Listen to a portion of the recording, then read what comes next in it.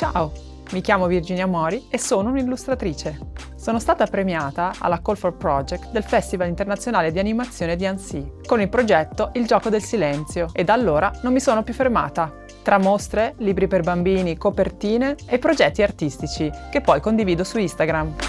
Per esprimermi ho scelto la penna, un mezzo semplice e versatile. A seconda della sua inclinazione o pressione si possono ottenere tantissimi effetti. Credo che la cosa più importante in questo lavoro sia mantenere sempre attiva la curiosità.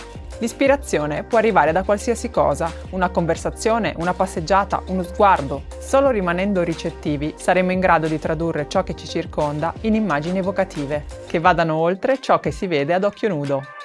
Nei miei disegni mi piace creare un'atmosfera onirica ed essenziale. Cerco di selezionare gli elementi più significativi e metterli in risalto. Amo raccontare con metafore visive, attraverso il filtro del sogno e della fantasia. In questo corso Domestica non solo ti insegnerò la mia tecnica con matite e penne, ma anche ad elaborare e a dar forma alle tue idee. Per il progetto finale potrai sviluppare con me un'illustrazione surreale sul tema dell'acqua o cimentarti con qualsiasi altro concept. Per prima cosa cercheremo di costruirci un immaginario personale, attraverso esercizi per sbloccare la creatività e la ricerca delle idee di partenza. Poi realizzeremo un po' di bozzetti. Una volta sperimentate più strade, sceglieremo lo schizzo che più ci convince e ci prepareremo all'inchiostratura.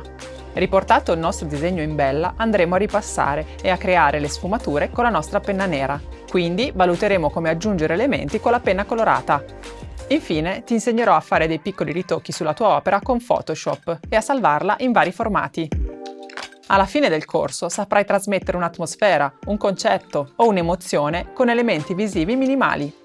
Per disegnare con me ti serviranno solo fogli, matite e penne a sfera. Attingi al tuo immaginario creativo e realizza illustrazioni suggestive.